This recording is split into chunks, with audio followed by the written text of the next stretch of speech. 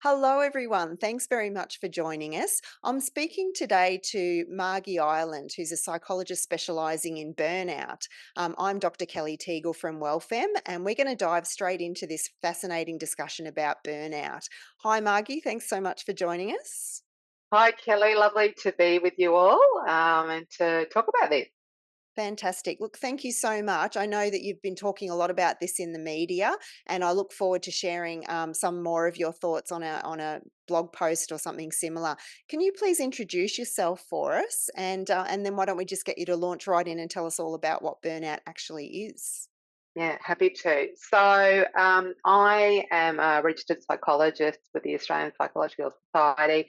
I'm also a member of the College of Organisational Psychology, which means that I do a lot of work in organisations as well. And that's really my passion is helping to create happier, healthy leaders. Because I believe that the better well-being our leaders have, the better knock-on effect it has to us.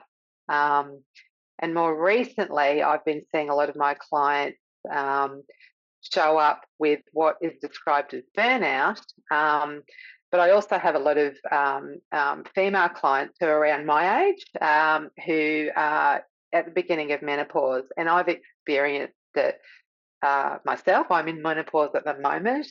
And I think there has been some confusion over whether people are actually in burnout or whether it's menopause or maybe it's a bit of both.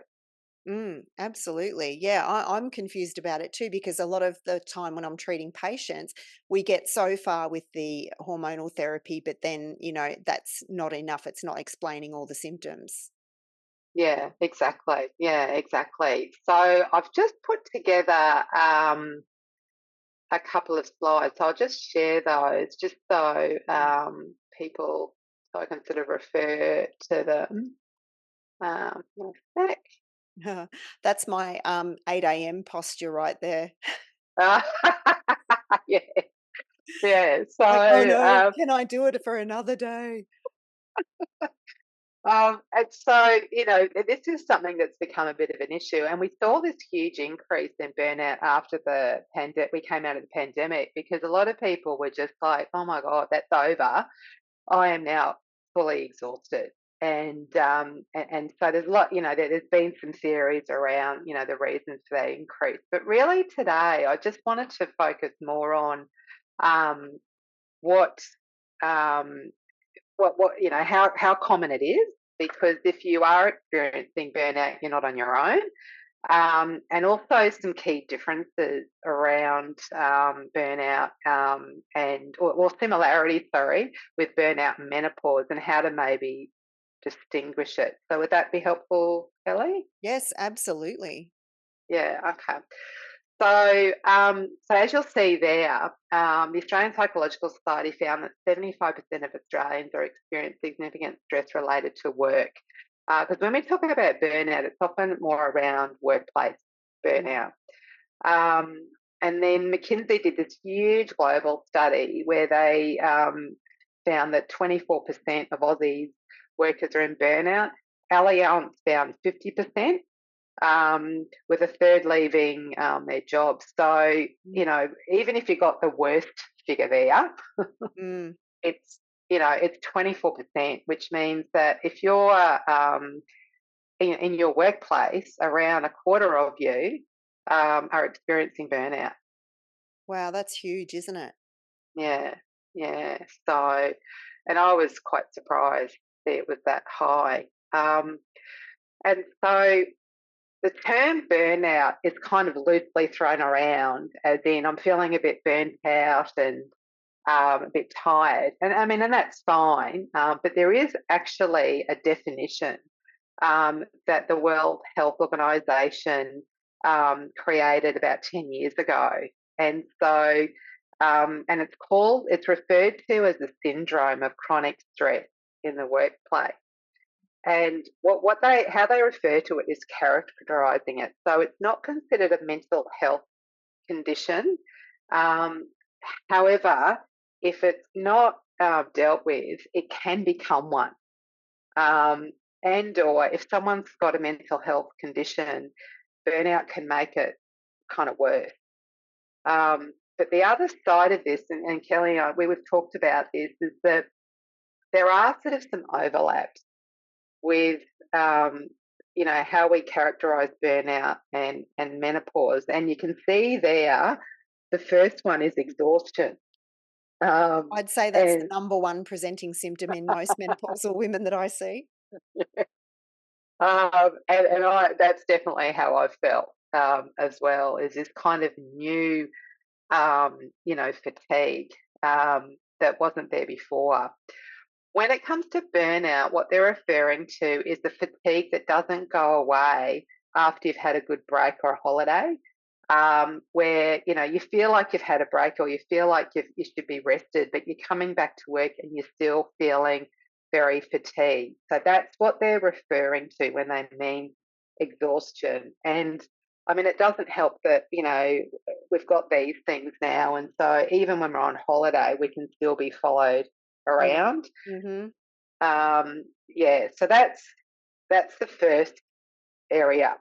And the best thing that you can do with that kind of fatigue is to really start taking care of, this machine. You're going to get access to some strategies where I break those down in a bit more detail. And kind of similar, so when I was feeling I've been feeling more fatigue um, going into menopause, is sleep becomes really important. And it's the same with burnout. So I don't know if you've got any comments on that in relation to sleep, Kelly. Oh, look, sleep would be also up there in the top 5 symptoms. So, there's a lot of overlap there, and absolutely we need to focus on, sleep hygiene and good sleep strategies. I wonder, do you see that this goes both ways though, Margie? Because, it would seem to me there's a bit of crossover with depression too, and depression can lead people to sleep too much, and still not wake up feeling refreshed. Do you see that? Yeah, absolutely. And so this is where it becomes really important to be getting the support of a qualified professional. Um, so whether it's a GP or maybe even considering a mental health professional, to sort of dig a bit deeper into whether we're looking at depression or whether we're just looking at a fatigue that needs to be addressed in a different way. Mm, mhm. Um, so the second thing is negativity and cynicism. So what this is related to is it's sort of like this new negativity about your work. Okay, so it's really kind of in that more work domain. So you're coming to work and you're feeling even a bit resentful, or a bit not as positive as you once were about your work. You're starting to resent the long hours, or you're starting to resent people at your work, um, and maybe in feeling a bit cynical.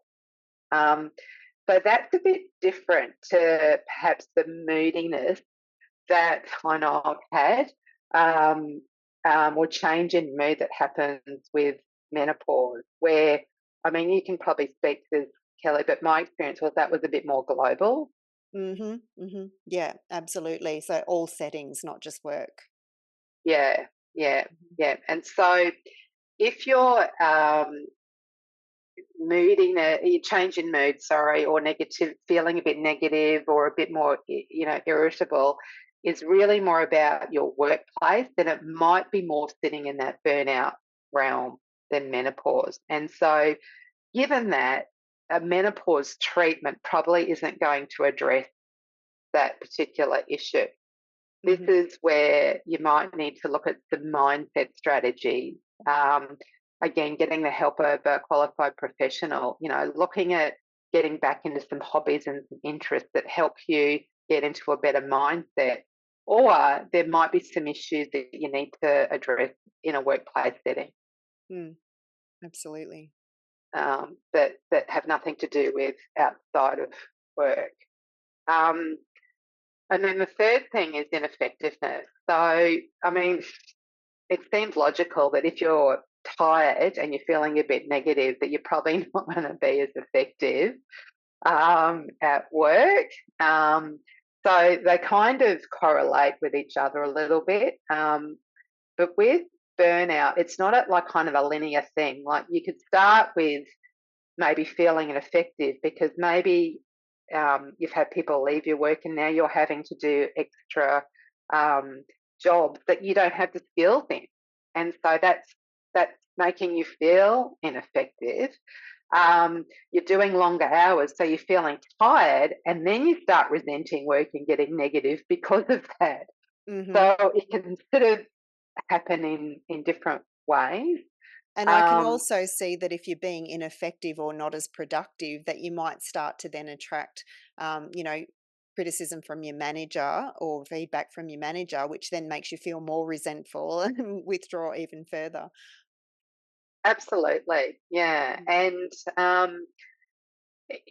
from from my experience with menopause is I probably ineffectiveness probably wasn't so much a feature because I've had burnout as well, um, but definitely a bit of that sort of inner critic, Mm. um, showing up and sort of saying not very nice things about myself to myself.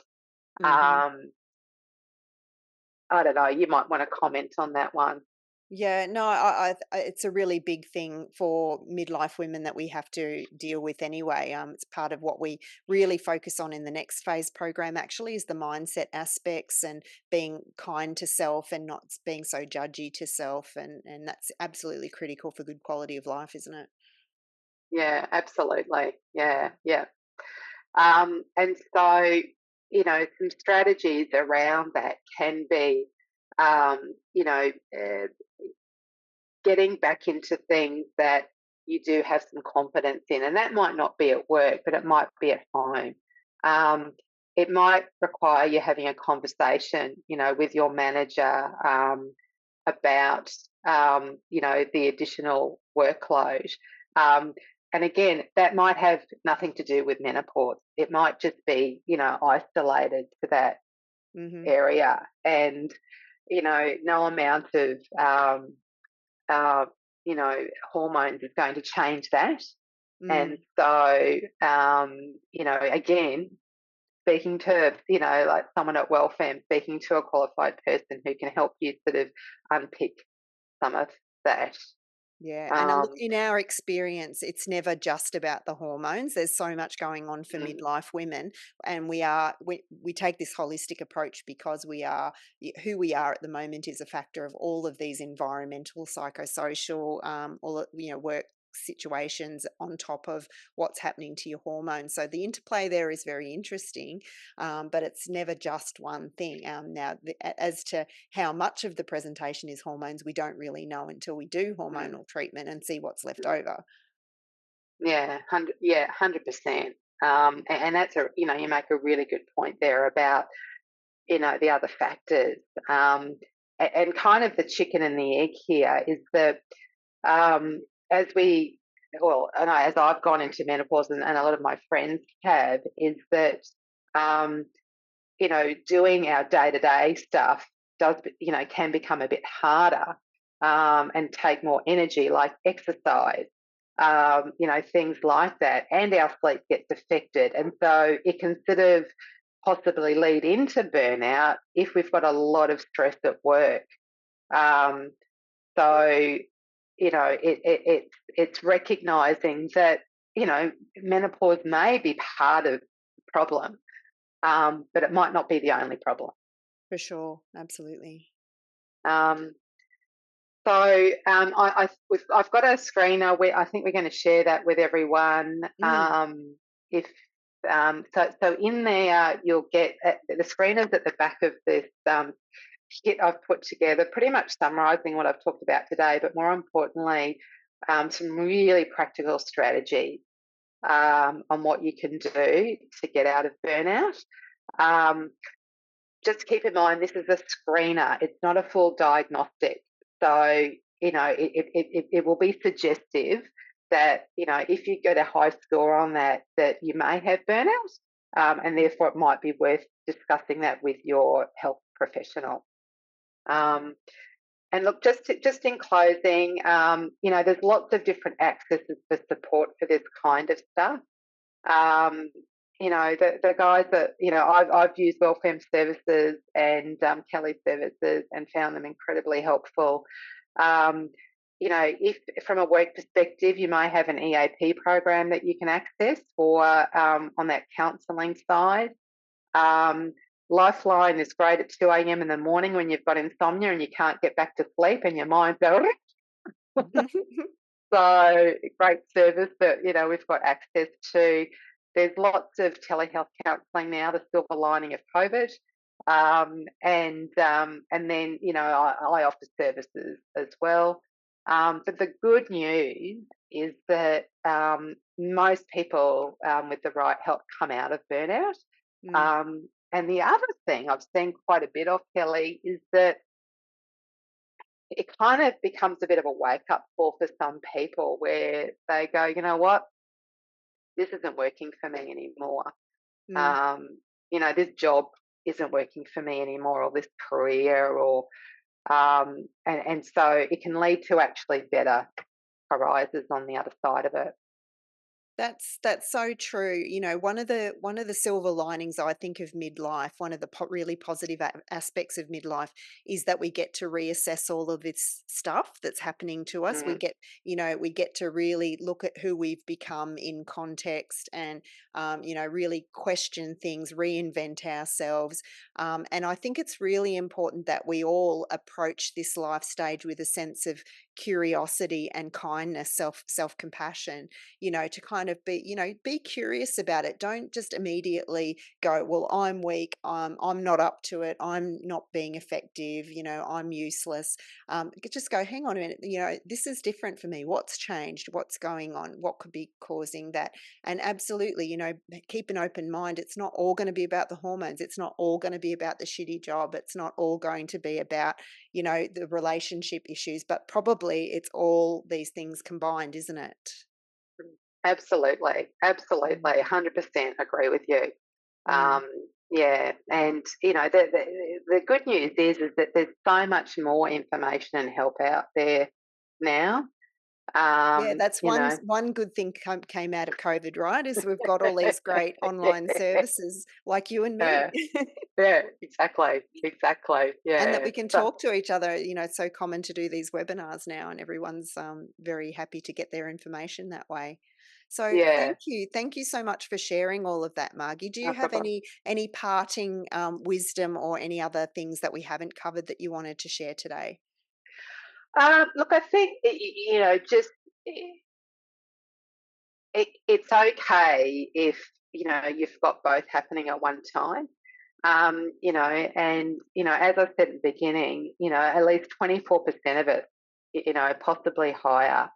I So you're think not it's on your higher own. in Canberra with the public service, to be honest. Yes, well, probably, and some industries like Mm. education, I think, was 66%. Whoa. So it's those poor teachers and universities that have had to really navigate a lot since COVID. So it's pretty common. Mm. So you're not on your own. Absolutely. Well, thank you so much. That's been absolutely fascinating to see the different characteristics of burnout as compared with just, plain ordinary exhaustion versus, menopausal symptoms. Thank you for sharing that, and thanks for the great resource. And anyone who's listening, please don't hesitate to reach out to any of the resources that Margie's talked about, including booking for a consult with Margie if you'd like to as well. Thanks again very much for joining us, Margie. My pleasure. Thanks, Kelly.